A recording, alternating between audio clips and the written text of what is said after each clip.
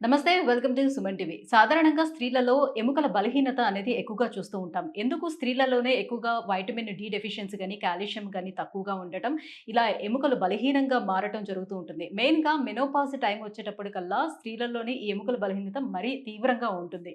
So, ఈ మెనోపాజ్‌కి దీనికి ఏంటి సంబంధం? వాళ్ళు హెల్తీగా ఉండటానికి అసలు ఏం చేయాలి? లైఫ్ స్టైల్‌లోని ఎటువంటి యాక్టివిటీస్‌ని ఇంక్లూడ్ చేసుకోవాల్సి ఉంటుంది? ఎలాంటి చేంజెస్ చేసుకోవాలి? ఈ విషయాలన్నీ ఇవాల్టి వీడియోలో మాట్లాడేద్దాం. సో, మనతో పాటు ఉన్నారు. జూబ్లీ హిల్స్ మనకి ఈపీఆన్ పెయిన్ మేనేజ్మెంట్ నుంచి డాక్టర్ మీనల్ చంద్ర గారు. Hello ma'am. హలో. మ్యామ్, సాధారణంగా ఏంటంటే స్త్రీలలోనే ఎక్కువగా వైటమిన్ డి డెఫిషియన్సీ మేజర్‌గా కనిపిస్తూ ఉంటుంది. అండ్ ఎక్కువగా వాళ్ళు ఎనిమిక్ అవుతూ ఉంటారు. అండ్ కాల్షియం డెఫిషియన్సీ కూడా బాగా ఎక్కువగా ఉంటుంది. ఎందుకు లేడీస్‌లోనే ఎక్కువగా కనిపిస్తదంటారు ఇది? లేడీస్‌లో ఎక్కువ ఎందుకు కనిపిస్తుంది? బికాజ్ లేడీస్‌లో హ్మ్. ఓన్ హెల్త్‌లో ఎక్కువ ఇష్టం లేదు. ఆ! Because okay. First thing is they want to see family hmm. కదా! సో, కంటిన్యూస్‌గా వర్క్ ఉంది. ప్రాపర్ మీల్స్ లేదు. తర్వాత ఇండియన్ డైట్‌లో iron rich food, calcium rich food కొంచెం తక్కువే ఉంది. తక్కువ ఉంటుంది. ఓకే. తర్వాత ఓల్డ్ ఏజ్‌లో మెనోపాజ్ అయిన తర్వాత హార్మోనల్ చేంజ్ ఎక్కువ అవుతుంది. దానివల్ల కూడా అబ్జార్ప్షన్స్ కొంచెం తక్కువ అవుతుంది. తర్వాత body requirement fulfilment hmm. Is hmm. Not there. Hmm. So, multiple reasons ఉన్నాయి. హ్మ్. ఓకే. సో, వై ఫీమేల్స్‌కి ఈ calcium deficiency, vitamin D deficiency ఎక్కువ ఉంది. But main problem is multifactorial. Just one పాయింట్‌లో డెఫిషియన్సీ వల్ల ఏమీ లేదు. హ్మ్. It's multifactorial. అంటే ఇప్పుడు పోస్ట్ ప్రెగ్నెన్సీ తర్వాత మనం చూసుకున్నట్లయితే వాళ్ళలో ఎక్కువగా బ్యాక్ పెయిన్ సమస్యలు చూస్తూ ఉంటాము. అండ్ పెల్విక్ బోన్స్ కూడా వాళ్ళకి లూజ్ అవుతాయి. సో, అది కూడా పెయిన్ ఎక్కువగా వాళ్ళు చూస్తూ ఉంటాం. సో, ఎందుకని పోస్ట్ ప్రెగ్నెన్సీ తర్వాత ఇంత చేంజెస్ వస్తది? దాన్ని సరిచేసుకోవడం సాధ్యం కాదంటారా? See, post pregnancy again is a most importantly role is hormones. Hmm. Because post pregnancy తర్వాత గుడ్ హార్మోన్స్ విత్డ్రా అవుతుంది. ఓకే. అండ్ ఆ టైంలో because of baby they are not feeding well. తర్వాత ప్రెగ్నెన్సీ వల్ల ఫిజికల్ యాక్టివిటీస్ కొంచెం తక్కువ అవుతుంది. Hmm. Okay. Hmm. So hmm. All those things will play important role. And ప్రెగ్నెన్సీలో చాలా చాలా హార్మోన్స్ వల్ల మొత్తం బాడీ రిలాక్సన్ హార్మోన్స్ రిలీజ్ అవుతుంది. So all the ligaments relaxes. And so చాలా మంది patients will come with SI joint pain. Okay. Okay. So SI joint is very common delivery తర్వాత. So hmm. ఇది పెల్విస్ స్ట్రెచ్ అవుతుంది to accommodate the baby. Hmm. So baby pass అయిన తర్వాత it should come back to normal. So కొన్ని hmm. Patients కి does not come back to normal and they come with SI joint pain, back pain. Okay. Okay. Then again like I said physical activity లేదు, continuous గా they are in sitting position or taking care of the baby, దానివల్ల కూడా. So post pregnancy time నుంచి proper healthy diet ఉంటే, proper physical activity ఉంటే ఫ్యూచర్లో means menopause అయిన టైంలో హెల్ప్ బానే అవుతుంది. ఉంటుంది. ఓకే. ఇప్పుడు ఎనీమిక్‌గా ఉండేవాళ్ళు. సో, ఎనీమియా ప్రాబ్లమ్‌తో ఎవరైతే సఫర్ అవుతూ ఉంటారో వాళ్ళకి కూడా ఈ బోన్ డెన్సిటీ అనేది తగ్గిపోతుందా? సో, మన బాడీలో ఉన్నటువంటి ఈ బ్లడ్‌కి, బోన్ డెన్సిటీకి ఏంటి సంబంధం?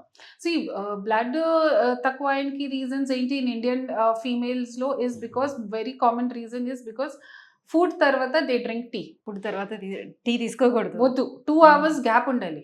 ఓకే. బికాస్ ఇది టీలో టానిన్స్ ఉంది కదా. సో ఐరన్ అబ్జార్ప్షన్ తక్కువ అవుతుంది. ఓకే. సో యూజువల్గా మీరు చూడు, ఇప్పుడు ఫుడ్ తర్వాత మంచిగా కూర్చొని చాయ్ అవును. అవును. ఎంజాయ్ తాగుతున్నారు. చేస్తున్నారు కదా, ఇది బ్యాడ్. ఫుడ్ అండ్ టీకి గ్యాప్ అట్లీస్ట్ 2 2 hours అవర్స్ ఉండాలి. ఉండాలి. ఓకే.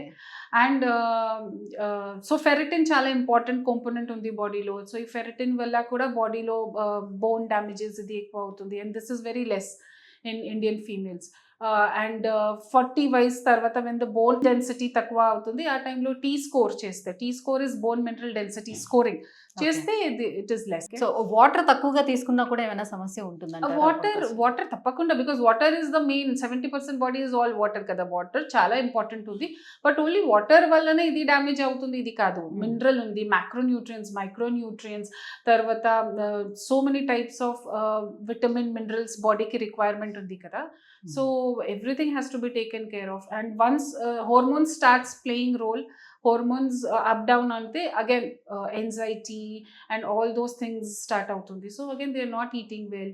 అండ్ ఇండియన్ ఫీమేల్స్లో one problem is again they don't go to gym, they don't do weight training and all this కదా. మసిల్స్ వీక్ ఉంది.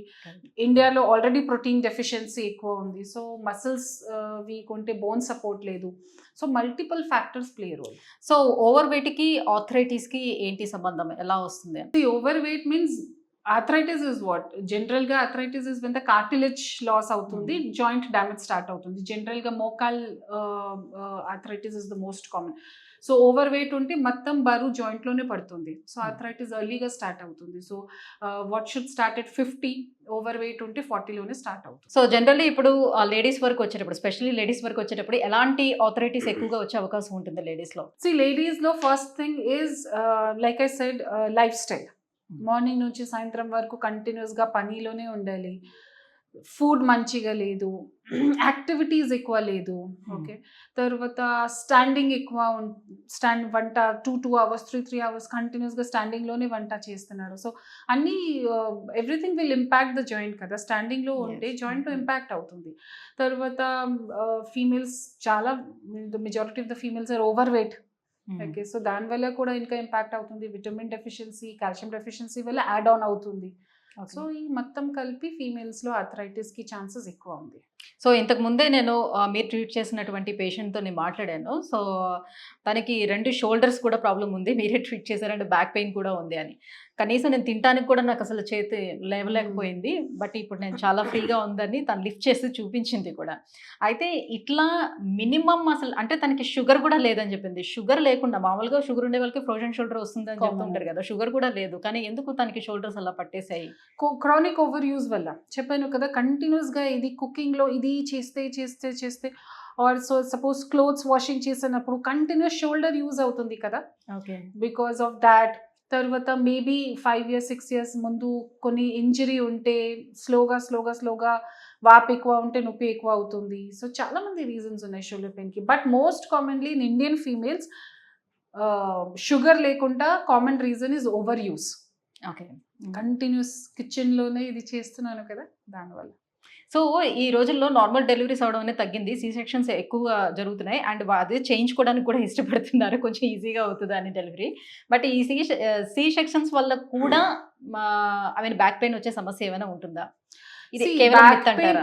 Back pain can happen to C section వాళ్ళకి కూడా, normal delivery వాళ్ళకి కూడా. Okay, yeah, that is we cannot tell that C section లో ఎక్కువ అయింది are normal డెలివరీలో ఎక్కువ అయింది.